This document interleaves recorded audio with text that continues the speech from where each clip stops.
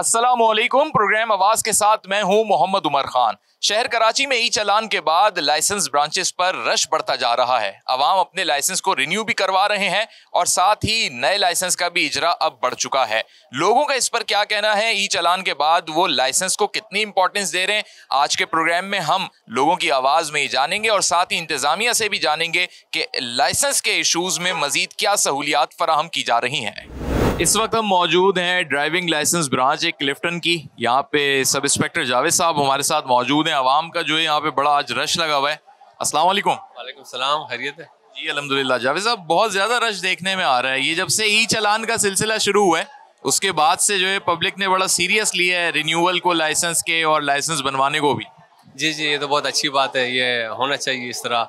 और ई चालान भी आजकल हो रहे हैं। और दूसरी बात यह है कि पीर और मंगल को हमारे जो ना LTV के और HTV के वो टेस्ट भी होते हैं, तो इस वजह से रश का दबाव थोड़ा ज़्यादा है। डेज फिक्स हो गए हैं पीर और मंगल? जी, पीर और मंगल इनका HTV और LTV के सर। जी, मुझे स्टेप्स बता दें थोड़े से, ताकि हम नाजरीन को भी दिखा दें कि भाई रिन्यूअल जो है ना वो कैसे हो रहा है।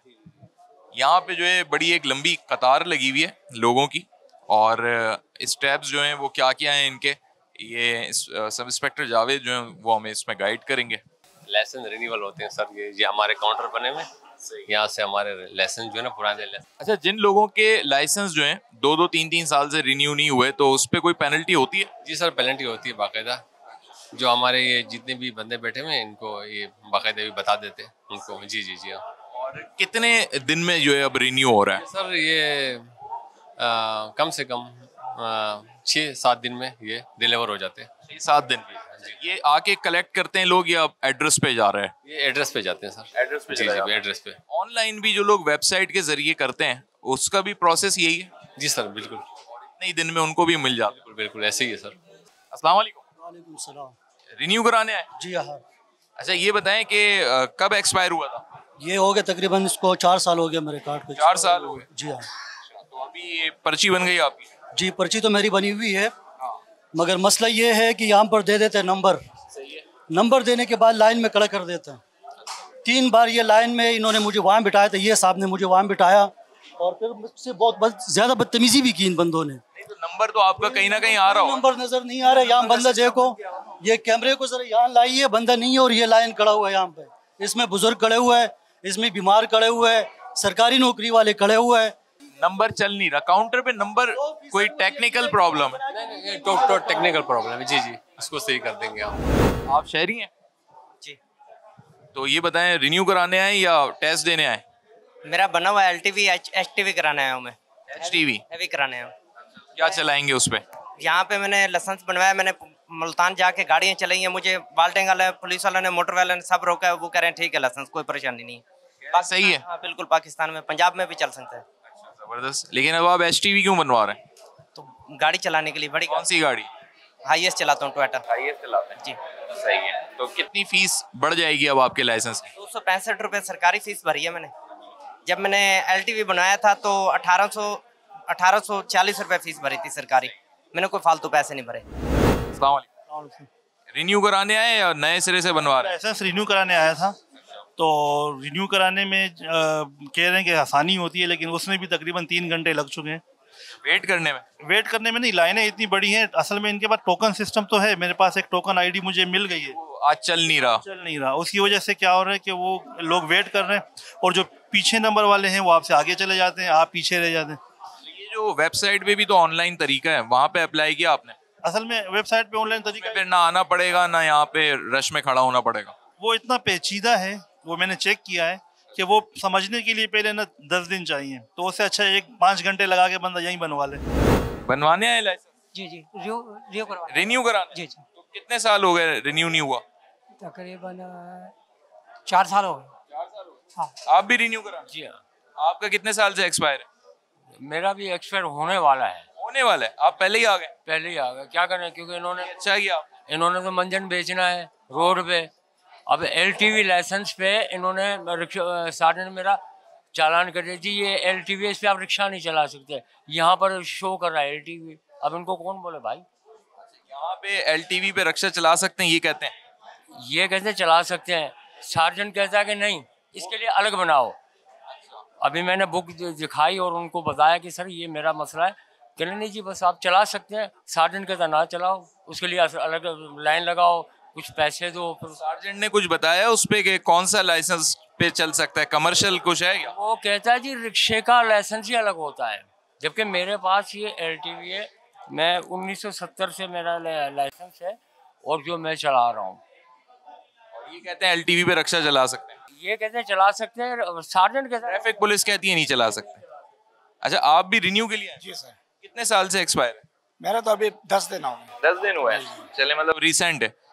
लेकिन मैंने देखा है कि बहुत सारे लोग जो हैं 3-3, 4-4 साल से जो है ना उनके एक्सपायर हुए हुए थे लाइसेंस। अक्सर लोग जो लाइन में खड़े हुए और अब वो रिन्यू के लिए तो आए लेकिन पेनल्टीज लग रही हैं। आप भी रिन्यू के लिए? कितने साल से एक्सपायर है?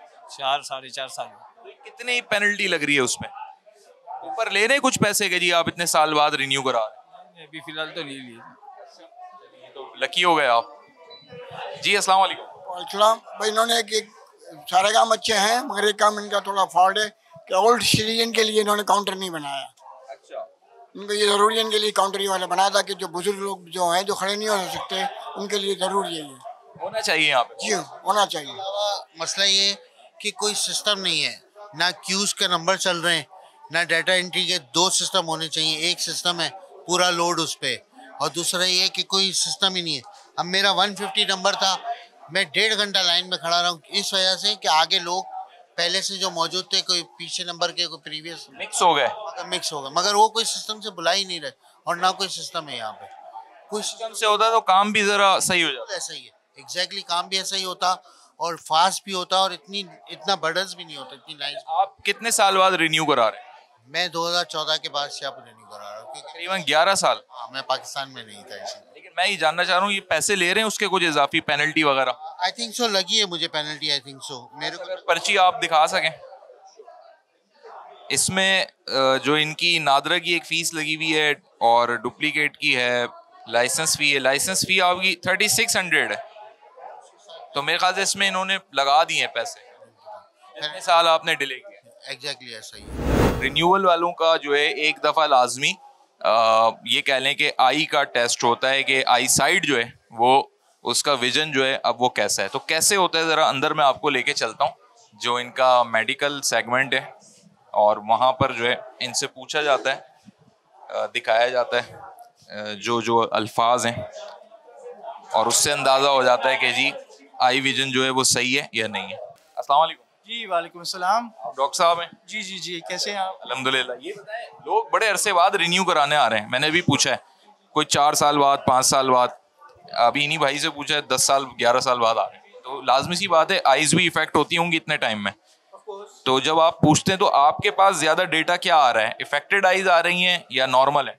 देखिए एज रिलेटेड भी है, जैसे अगर ज़्यादा एज है तो उसमें कैटरेक्ट और ग्लूकोमा के चांसेस होते हैं, तो उसकी वजह से थोड़ा सा रिफ्रैक्टिव इनका इंडेक्स बढ़ भी जाता है, या फिर इनके थोड़े बहुत विजन के इश्यूज होते हैं।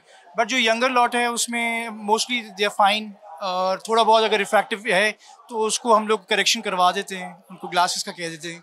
एक मुझे बड़ा बुनियादी सवाल बताइएगा कि आजकल हम देख रहे हैं कुछ सालों से हाई बीम लाइट्स जो है ना वो कॉमन होती जा रही हैं, और मना करने के बावजूद जो है लोग लगवाते हैं, चलाते हैं। अब लाजमी सी बात है जो ड्राइव कर रहा है उसकी आंखों पे भी उसका असर पड़ रहा है। एज ए डॉक्टर आप समझते हैं कि आई साइड के लिए खतरे की अलामत है? जी बिल्कुल, high beams I should be restricted, और अभी तो ये जो ई चलान वाले अभी स्टार्ट किया है तो इसमें हाई बीम्स पे भी रिस्ट्रिक्शंस हैं। इट्स नॉट अलाउड कि आप हाई बीम पे चलाएं, बिकॉज अगर आप सिंगल रोड पे जा रहे हैं और इट्स 2 वे तो उसमें हाई बीम्स तो बहुत इरिटेट करेंगी किसी को भी, end of course age is more, और ग्लासेस हैं तो उसमें ग्लेयर बहुत ज़्यादा आता है, तो high beam should be restricted. उस पर तो आई थिंक चलान का भी स्टार्ट किया है।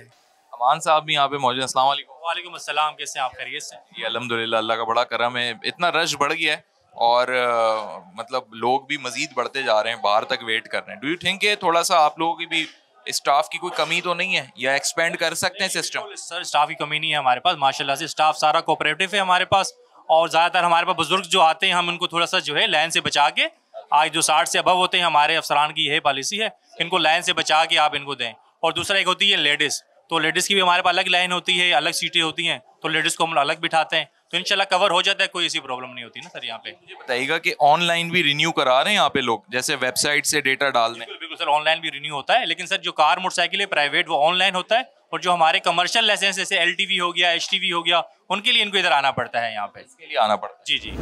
जो है अंकल यहाँ मौजूद है। अस्सलाम वालेकुम। सलाम। आप क्या लर्निंग बनवा रहे हैं लाइसेंस? नहीं, मेरे पास है पुराना लाइसेंस, ये पड़ा है। पुराना हो गया वो? नहीं, वो सन 79 का लाइसेंस है पुराना। दोबारा लर्निंग बनाओ। वो डिजिटल लाइसेंस नहीं था? ये देखो पक्का लाइसेंस है। ये जो उस वक्त बुक वाला लाइसेंस होता? ये 23 तक भरा हुआ। कार्ड वाला नहीं?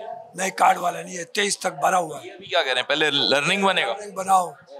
तो सब आता होगा, आप तो सिखाने वालों में होंगे। तो यार तो बहुत पुराने हो गए। प्रोसेस है, पहले लर्निंग बनवाना पड़ेगा। हाँ, ये बोला पहले। चाहे मोटरसाइकिल हो या कार हो, उसके लिए पहले लर्निंग चाहिए। 1 साल की उसकी वैलिडिटी होगी और 42 दिन के बाद आप जो है टेस्ट दे सकते हैं, उसके लिए अहल हो जाते हैं 42 डेज के बाद। तो अब जो यहाँ पे जिस तरह रिन्यूअल की साइड पे रश है, इसी तरीके से लर्निंग पे भी रश है। वेलकम बैक नाजरीन। इस वक्त हम क्लिफ्टन लाइसेंस ब्रांच में ही मौजूद हैं और जिस तरीके से हमने लर्निंग और रिन्यूअल के हॉल्स दिखाए आपको, इसी तरीके से जो लोग अपना परमानेंट लाइसेंस बनवाने के लिए आते हैं तो ये वो मरहला होता है जहाँ पे उनका एकेडमिक टेस्ट होता है। तो यहाँ पर क्या क्या स्टेप्स होते हैं, यहीं पे वो अपनी फ़ी पे करते हैं। यहाँ पर एक प्रॉपर परमानेंट डॉक्टर जो है उनका एक मेडिकल चेकअप होता है, यानी आई साइड का भी चेकअप होता है, कोई डिसेबिलिटी ना हो ये भी देखा जाता है। मज़ीद क्या यहाँ पे स्टेप्स होते हैं वो भी हम जानते हैं और साथ ही जो है आपको बताते भी हैं, दिखाते भी हैं। हमारे साथ मौजूद हैं लाइसेंस ब्रांच के ही अफसर हैं। अस्सलाम वालेकुम। वालेकुम अस्सलाम। सर क्या नाम है आपका? फजल वहाब, सब इंस्पेक्टर फजल वहाब। फजल वहाब साहब सब इंस्पेक्टर हैं। मैं ज़रा जानना चाह रहा था कि एकेडमिक का जब मौका आता है परमानेंट लाइसेंस के लिए तो क्या क्या स्टेप होते हैं, कहाँ कहाँ से गुजरना होता है कैंडिडेट? परमानेंट के प्रोसेस के लिए सबसे फर्स्ट वो आएंगे तो सामने लेफ्ट साइड पे डेटा एंट्री होगी। डेटा एंट्री के बाद साथ साथ हम चलें भी वहाँ पे दिखाते भी जाएं। डेटा एंट्री पहले होगी? जी हाँ, फर्स्ट डेटा एंट्री होगी। डेटा एंट्री के बाद फिर उसके बैंक पे जाएंगे फीस पेड करने की। डेटा एंट्री में ये क्या चीज़ चेक करेंगे कि उसका लर्निंग बना हुआ था पहले? हाँ, लर्निंग बना हुआ था और उसके बाद ही उसका यानी प्रोसेस होता है। नाजरीन यहाँ पे जो है डेटा एंट्री होगी और यहाँ पे जो है इनके रजिस्ट्रेशन डेस्क पे ही जो है डिसाइड होगा लर्निंग देख के कि हाँ जी पहले इनका लर्निंग बना हुआ था और अब जो है इनकी डेटा एंट्री हो रही है। उसके बाद क्या होता है सर?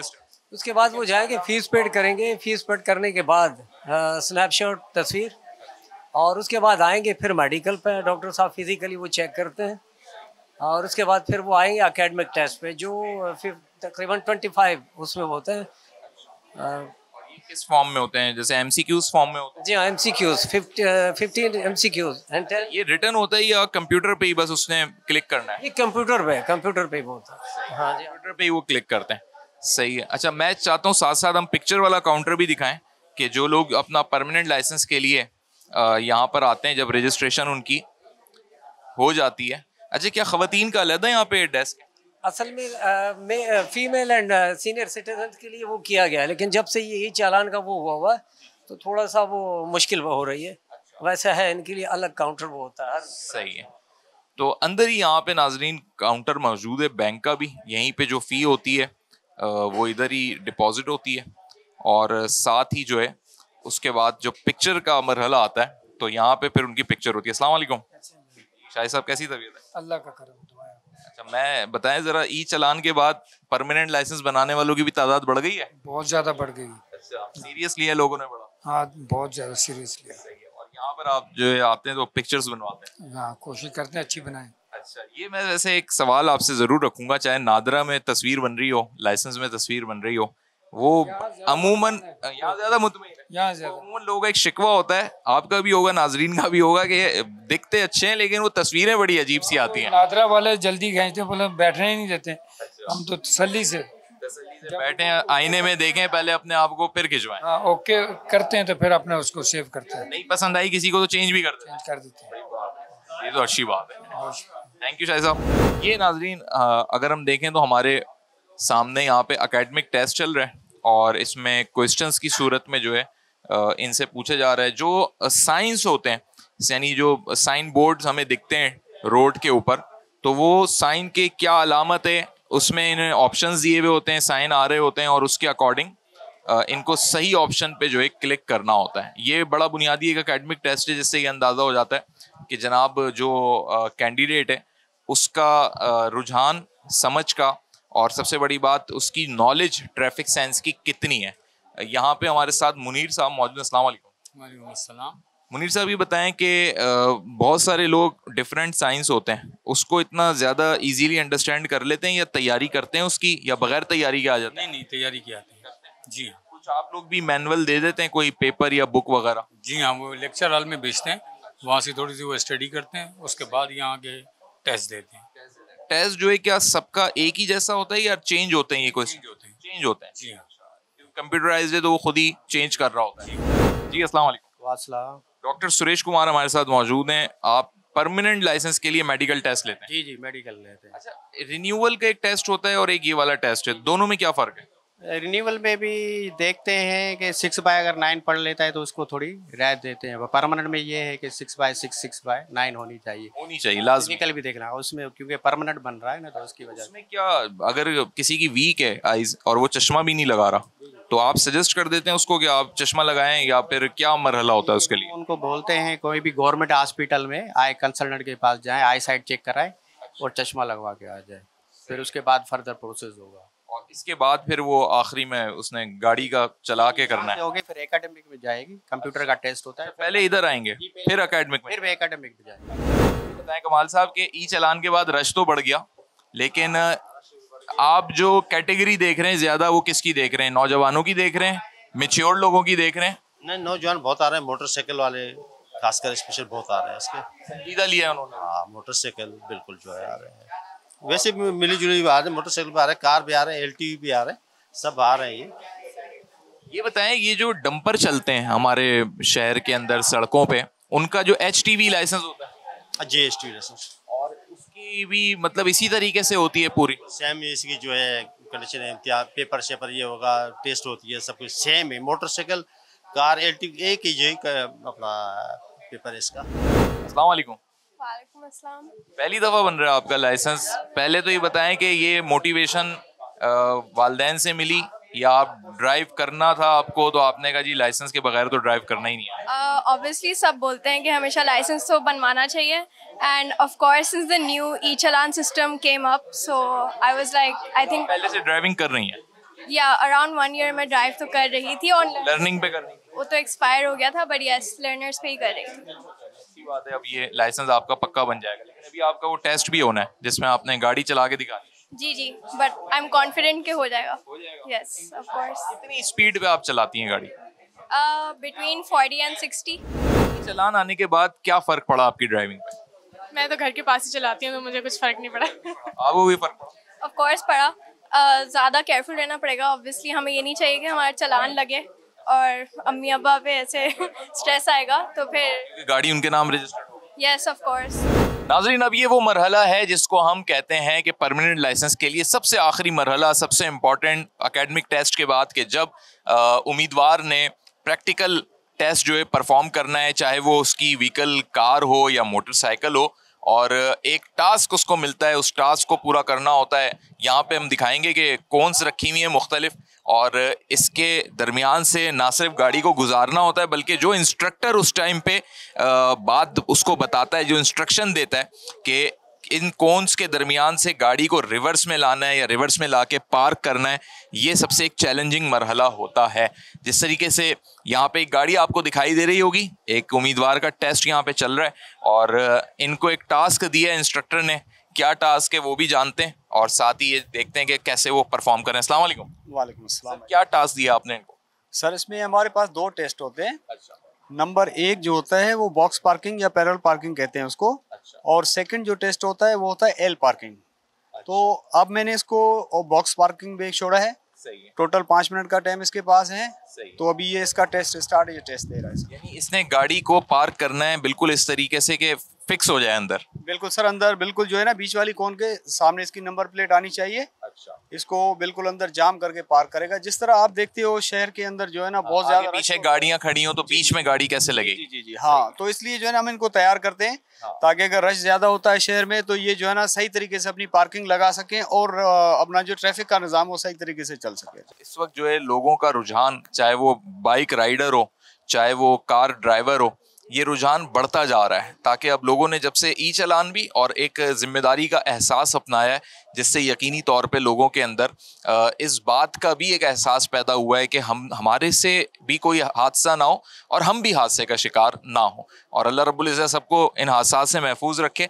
तो आज हमने लाइसेंस ब्रांच के उन तमाम तर मराहिल आपको दिखाएं जहाँ से मुख्तलिफ हॉल्स में कैंडिडेट्स या उम्मीदवार आते हैं और वो यहाँ पे अपनी चीज़ों को परफॉर्म करते हैं, अपने टेस्ट को परफॉर्म करते हैं। एक ब्रेक की जानिब जा रहे हैं। ब्रेक के बाद हम जो DSP हैं इस क्लिफ्टन ब्रांच के जो हेड हैं, इंचार्ज हैं, उनसे भी हम बात करेंगे। हाजिर होते हैं एक ब्रेक के बाद। वेलकम बैक नाजरीन, हम मौजूद हैं लाइसेंस ब्रांच क्लिफ्टन में और इस वक्त हम DSP मोहम्मद फ़हीम खान के ऑफिस में बैठे हुए हैं और मोहम्मद फ़हीम खान साहब से हम गुफ्तगू करेंगे। अस्सलाम वालेकुम। जी वालेकुम अस्सलाम। कैसे मिजाज हैं? शुक्र अल्हम्दुलिल्लाह। अच्छा, इस पूरी ब्रांच को तो आप ही लीड कर रहे हैं यहाँ पे? जी definitely, I am in-charge and supervisory officer of this branch. सही है सर। देखने में ये आया है कि जैसे ई चालान वाला सिलसिला शुरू हुआ, इम्प्लीमेंटेशन हुई, आपकी ब्रांच में तो बहुत हद तक रश बढ़ गया है और साउथ के अंदर जो है ये बड़ा एक सेंट्रल पॉइंट बन गया है साउथ का कि क्लिफ्टन, डिफेंस, गिजरी, हर जगह से लोग यहीं पर आ रहे हैं अपना लाइसेंस चाहे रिन्यू करवाना हो, बनवाना हो। तो मैनेज हो रही है चीजें या मिस हैपन सुनी हो रही? शुक्र अल्हम्दुलिल्लाह मैनेज हो रही हैं। ये डेफिनेटली जब से ई चालान शुरू हुआ है तो रश हमारे पास बहुत ज़्यादा इंक्रीज़ हो गया है। हमारे पास मुख्तलिफ कैटेगरी के लाइसेंस बनते हैं जिसमें लर्नर ड्राइविंग लाइसेंस है, इसके अलावा हम रिन्यूअल भी करते हैं, रिन्यूअल भी होती है, रिन्यूअल के अलावा परमानेंट ड्राइविंग लाइसेंस।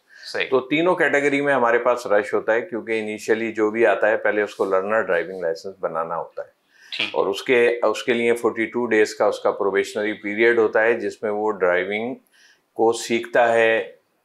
वो 42 डेज कंप्लीट करने के बाद वो जो है ना परमानेंट के लिए अप्लाई करता है। साथ ही हमारे पास इंटरनेशनल ड्राइविंग लाइसेंस भी इशूड होते हैं। तो डेफिनेटली सबसे पुरानी ब्रांच है कराची की, हमारे पास हमेशा रश ज़्यादा रहता है। ठीक है। अच्छा फ़हीम साहब, ये बताइएगा कि इस वक्त हम शहर कराची में आए रोज़ हादसा देख रहे हैं और उसके पीछे जो बुनियादी वजह समझ में आती है वो यही है कि लाइसेंस जो है यानी वो सेंस नहीं है लोगों को जो एक रोड सेंस होना चाहिए, चाहे वो शिकार जो हो रहा है उस हादसे का वो शख्स भी और जो हादसा कर रहा है वो भी, दोनों ही साइड पे जो है हमें वो फुकदान दिख रहा है।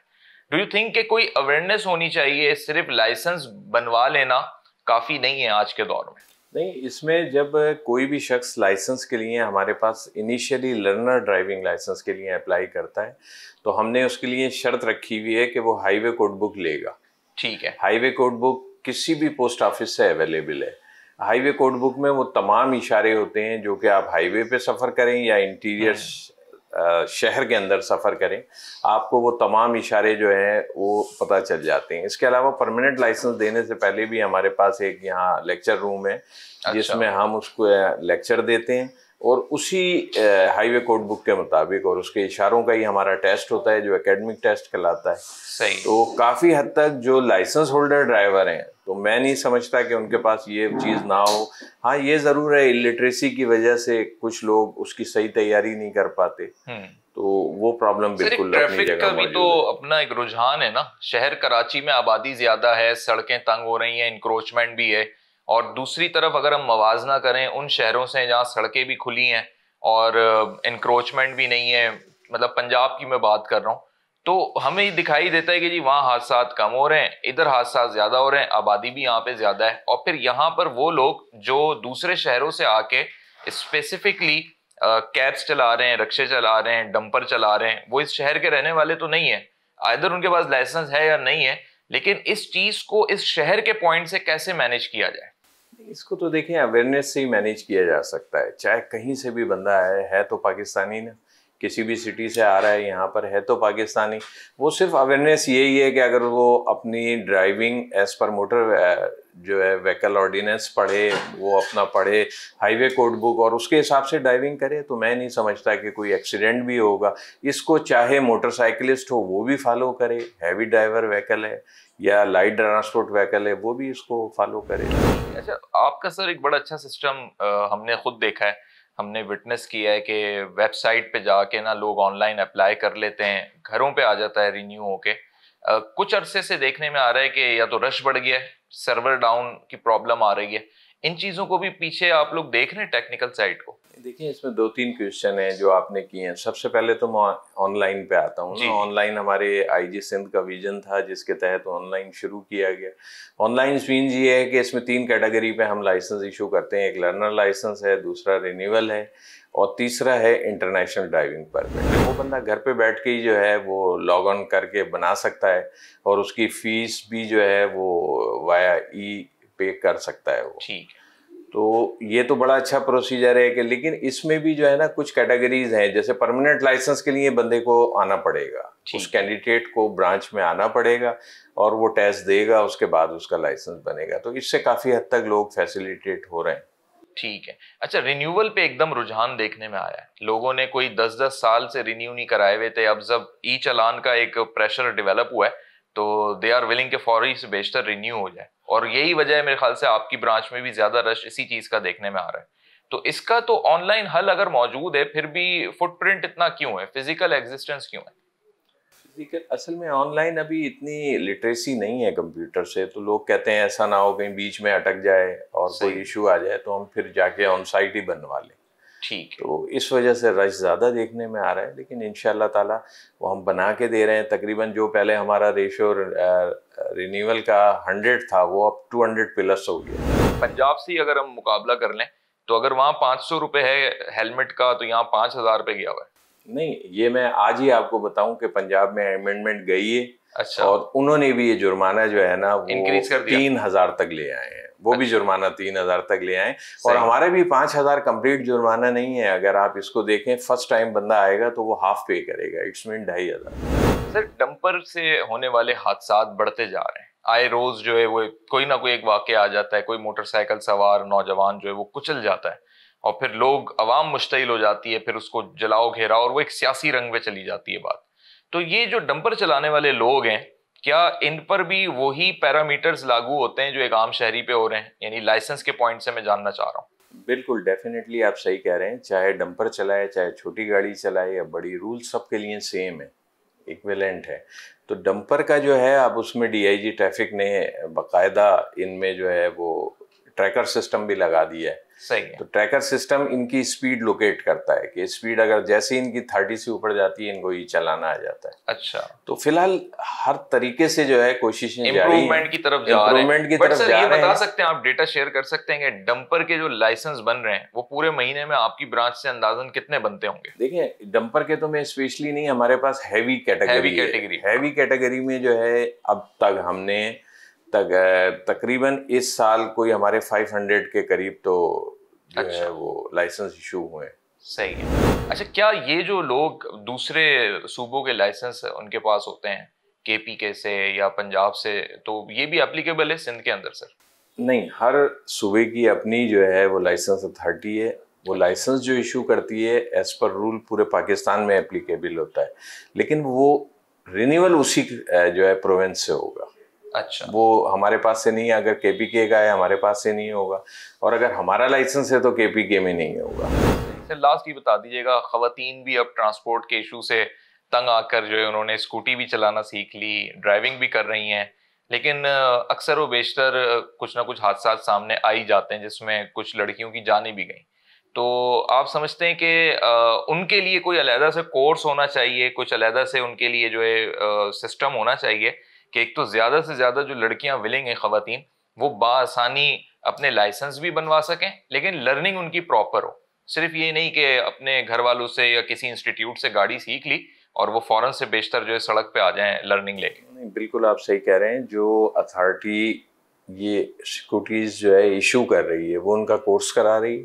अच्छा। और हमारे पास भी जब आते हैं हम उनको लेक्चर देते हैं लेडीज को, और बाकायदा प्रॉपर टेस्ट के बाद उनको लाइसेंस इशू किया जाता है। लाइसेंस फी जो है वो सुटेबल है या कम है या बढ़नी चाहिए, क्या मामला है इस पे? लाइसेंस फीस हमारी 2400 से ज्यादा नहीं है 5 ईयर। अच्छा। और ये अगर एज कम्पेयर टू पंजाब आप देखें तो सबसे कम है और आवाम के लिए जरा आसानी है। डेफिनेटली आसानी है। ठीक है, बहुत शुक्रिया डीएसपी फहीम खान साहब ने हमसे गुफ्तगू की और क्लिफ्टन लाइसेंस ब्रांच में लीड कर रहे हैं। और सबसे इम्पोर्टेंट बात यह कि जिस तरीके से ई चालान के बाद एकदम रश बढ़ा है, यही हमें समझने की ज़रूरत है कि जब लोग, शहरी, एक आम आदमी एहसास जिम्मेदारी लेता है तो यकीनी तौर पे फिर वो कानून के तकाज़ों को भी पूरा करता है। ई चालान का सबसे बड़ा बेनिफिट जो हमें दिखाई दे रहा है, हादसात में कमी है और सबसे बड़ी बात, लोगों में रोड सेंस में इजाफा होता जा रहा है। लेकिन इसके जो कुछ इम्पैक्ट्स हैं, क्या वो वाकई अवाम एब्जॉर्ब कर पाएगी और आने वाले दिनों में हमें मजीद और बेहतरी उसमें दिखाई देगी, इन सारी चीज़ों का बगौर मुशाहिदा किया जाएगा। इस प्रोग्राम के हवाले से आप अपनी क्या राय रखते हैं? फेसबुक, एक्स और यूट्यूब पे आप अपने कमेंट्स के जरिए हमें आगाह कर सकते हैं। नेक्स्ट प्रोग्राम तक मोहम्मद उमर खान को दीजिए इजाजत। अल्लाह हाफिज।